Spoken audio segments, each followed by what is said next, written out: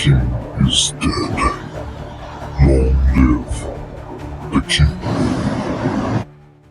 মহাপরাক্রমশালী সম্রাট বিক্রমাদিত্য এবং বেতাল, এই দুইটা ক্যারেক্টারের সাথে পরিচয় হয়েছিল খুব ছোটোবেলাতেই। প্রথম ঈশ্বরচন্দ্র বিদ্যাসাগরের যে লেখা যে উপাখ্যানটা সেটা পড়ছিলাম, ওইটা পড়ে তখন অত ক্লিয়ারলি বুঝে নাই। পরে কুলদারঞ্জন রায়েরটা পড়লাম, সেটা পড়তে মানে সেটা আরেকটু বিস্তৃত ছিল, আর একটু বেশি কনটেক্সট পাইলাম, বুঝতেও আর একটু সুবিধা হইলো। দেন ঈশ্বরচন্দ্র বিদ্যাসাগরেরটা আবার পড়লাম, এবং ফাইনালি রিসেন্টলি এই ব্যাপারটা নিয়ে আরও একটা বই পড়লাম। এবং আমরা তো জানতাম যে বেতাল সম্রাট বিক্রমাদিত্যকে 25টা কাহিনী শোনাইছিল, বাট আরও যে 3টা কাহিনী যোগ হইতে পারে সেইটা জানতে পারলাম এই বইটা পড়া। এটা এবারের বইমেলাতে এই রিলিজ পাইছে, বেতাল অষ্টবিংশতি, ঋদ্ধপ্রকাশ থেকে আসছে বইটা, এবং বইটা লিখছেন সুপর্ণ সরকার দাদা। এখন সুপর্ণ সরকার দাদার কথা যদি বলি, এবং এই বইটাও ওই ধাঁচেরই। সুপর্ণ সরকার দাদা উনি নিজের জন্য একটা আলাদা নিশ তৈরি করে নিয়েছেন, এবং এই নিশে আর এখন কোনো রাইটারকে লিখতে দেখি না। মিথের বিনির্মাণ করেন সুপর্ণ সরকার দাদা, বাট শুধু বিনির্মাণই করেন না, ওনার বিনির্মাণ করার একটা তরিকা আছে। মিথ এবং ফেইরি টেল, এটার সাথে সায়েন্টিফিক এবং অ্যাস্ট্রোলজি এবং আরও কিছু এবং হিস্টোরিক্যাল ব্যাকগ্রাউন্ড সহ এই কয়েকটা জিনিস মিলায় উনি একটা অ্যানালিটিক্যাল মানে একটা থিওরেম উনি দাঁড় করান।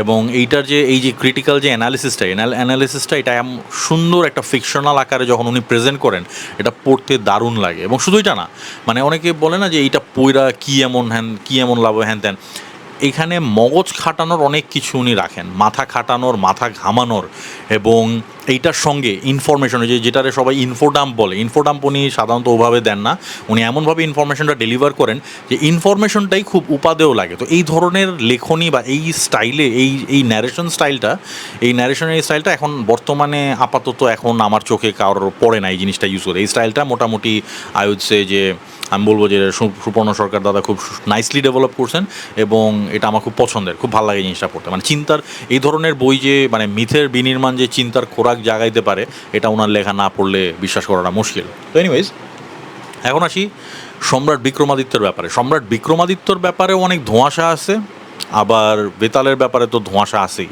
অনেকে মনে করেন যে সম্রাট দ্বিতীয় চন্দ্রগুপ্ত হচ্ছেন বিক্রমাদিত্য, আবার অনেকে মনে করেন যে সম্রাট চন্দ্রগুপ্তই বিক্রমাদিত্য।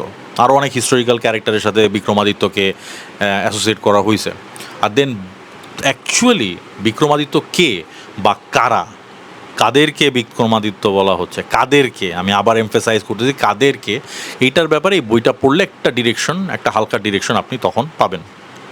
আর দেন সবচেয়ে বড় রহস্য যেটা, যে বেতাল অ্যাকচুয়ালি কে, বেতালের অরিজিনটা কী, এবং বেতালের অ্যাকচুয়াল মোটিভটা কী, এবং কী কারণে সে মানুষের পরীক্ষা নেয়, এই বুদ্ধির পরীক্ষাগুলো নেয়, এই পুরা জিনিসটার একটা দারুণ সলিড একটা কনক্লুশন টানা হয়েছে।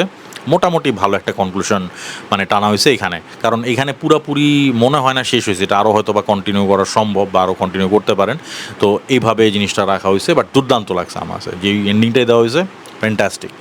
তো বেতালের অনেকগুলো কোয়েশ্চেন এখানে, বেতাল রিলেটেড অনেকগুলো কোয়েশ্চেনের অ্যান্সার এখানে পাবেন।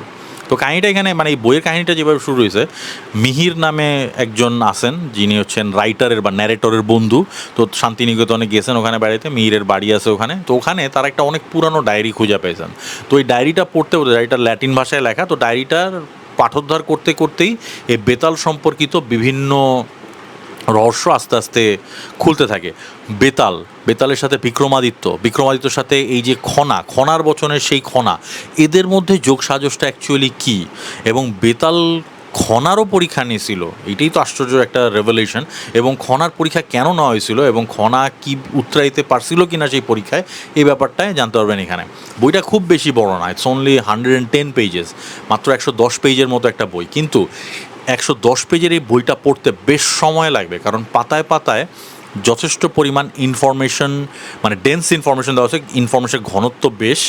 এবং এই ইনফরমেশনগুলো আপনাকে মানে আপনি যদি একটু এড়ায় যান, তাইলেই আপনার পড়ার ফ্লোটা ওরকমভাবে থাকবে না, আপনার মনে হবে যে না কী জানি একটা মিস করে গেলাম, মানে কোনো লাইন আপনি মিস করে যেতে হবে না, প্রত্যেকটা লাইন বাই লাইন আপনার পড়তে হবে, প্রত্যেকটা লাইন কাহিনীর সাথে ওতপ্রোতভাবে জড়িত, এবং প্রত্যেকটা লাইন ইম্প্যাক্টফুল, সবচেয়ে বড় কথা। তো 110 পেজের এই বইটা মানে বেশ সময় নিয়ে আয়েশ করে রিলিজ করে পড়ছি, এই জিনিসটা আমার কাছে খুব ভালো লাগছে, যে এতটুকু একটা বই আমাকে মনে টাইনা ধরে রাখছে। ঋতপ্রকাশের সবচেয়ে বড় ব্যাপার যে তাদের সম্পাদনা সবসময় টপ নচ হয়, তো ভুলভাট্টা তেমন এটার মধ্যে পাই নেই বললেই চলে, দুর্দান্ত সম্পাদনা হয়েছে। আর হ্যাঁ, একটা ব্যাপারে স্পেশালি না বললেই না, সেটা হইতেছে প্রচ্ছদটা অ্যামেজিং হয়েছে, একদম মানানসই হয়েছে। যদিও আমার এই যে এরকম এই ভার্টিক্যাল স্টাইলের যে এই নামলিপিটা, এটা আমার কাছে একটু মানে মার্কেটেবিলিটির পয়েন্ট অফ ভিউ থেকে আমার কাছে এটা একটু মানে ইয়া লাগে, জিনিসটা অ্যাভয়েড করার জন্য আমি সাজেস্ট করি। কারণ এটা তাইলে এইভাবে দেখতে হবে বেতাল পঞ্চবিংশতি, এটা কোনোভাবে যদি হরিজন্টালি আটানো যেত তাহলে ভালো হতো। বাট এনিওয়েজ, এইটা মানে আমার মারাত্মক খুঁতখুঁতে নেচারের কারণে আমি এটা বলতেছি। আচ্ছা, তো এই বিক্রমাদিত্য এবং বেতাল, এদের মধ্যে 25টা কাহিনীতেই শেষ। দেন এই 3টা কাহিনী কাকে বেতাল শোনাইছে এবং এই 3টা কাহিনীর উত্তর কী, সেটা দুর্দান্তভাবে টাইন করা হয়েছে এখানে। তো বেতাল এখন হয়ে গেল অষ্টবিংশতি। এখন অনেকে জিজ্ঞেস করবেন যে আচ্ছা ভাই, তাইলে কি বেতাল এইটার ব্যাপারে পড়তে হলে কি বেতাল পঞ্চবিংশতি পড়তে হবে?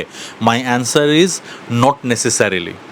কারণ এই বইয়ের শুরুতে ঈশ্বরচন্দ্র বিদ্যাসাগরের যে প্রারম্ভিকাটা ছিল বেতাল পঞ্চবিংশতি, সেই প্রারম্ভিকটা খুব সুন্দরভাবে সম্পাদনা করে যথেষ্ট কাহিনীটাকে মানে ভাষাটাকে যথেষ্ট পরিমাণ উপযোগী করে এখনকার সময়ের জন্য অ্যাডাপ্ট করে সুন্দরভাবে এখানে শুরুতে যোগ করে দেওয়া হয়েছে। তো আপনার পটভূমি বা ব্যাকগ্রাউন্ডটা ফিগার আউট করতে কোনো সমস্যা হবে না। হ্যাঁ, তবে এখন এনথুজিয়াসদের কথা বলি, আমার মতো এনথুজিয়াস যদি হয়ে থাকেন যে না, আমি কোনো কিছু যখন ধরছি আমি এটা একদম পুরাটাই পড়া ছাড়বো, একদম আদ্যপান্ত আমার জানা চাই, তাইলে আমি হচ্ছে যে ডেফিনেটলি বেতাল পঞ্চবিংশতি পড়ে নিন।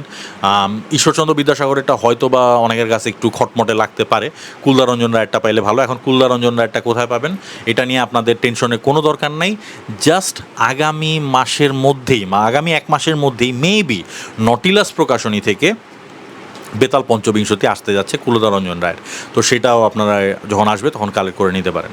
তো এটা আপাতত বেতাল পঞ্চবিংশতি যদি পড়া নাও থাকে পড়ে ফেলতে পারেন, কোনো সমস্যা নেই। আর যখন ওইটা আসবে ওটা তখন নিয়ে নিন, আরও বেটার আন্ডারস্ট্যান্ডিং হবে। বাট এক হচ্ছে যে একদম মানে ফ্যান বয় হিসাবেই বলতেছি, সুপর্ণা সরকার দাদার লেখা আমি খুবই এনজয় করি। মানে I have become huge fan of his writing. ওনার যে কোনো বই আসলে এটা আমার পড়া চাই, দুর্দান্ত লাগে। এবং এই বইটার জন্য অ্যান্টিসিপেশন হাই ছিল, এটার আমি বেটা রিডও করছিলাম।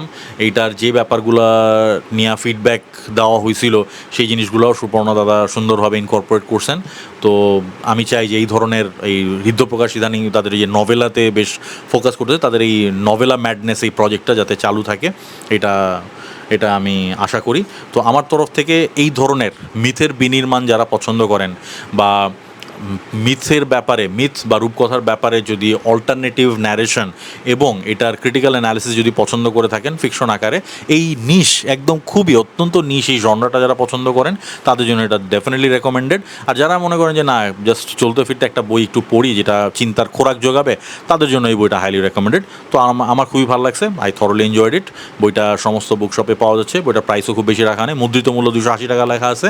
এটা ছাড়টার দিয়ে হয়তো বা 200 টাকার আশেপাশেই পাওয়া যাবেন। এই যে আপনারা গরমে যে কোল্ড কফি খান বা জুস খান, এই যে স্মুদি টুদি খান, একটা স্মুদির প্রাইসও মনে হয় এর চেয়ে বেশি হবে এর মধ্যে। মানে এই প্রাইসে যদি আপনি মনে করেন যে একটা বই কিনা ফেলবো এই বাজেটের মধ্যে, definitely go for this thing.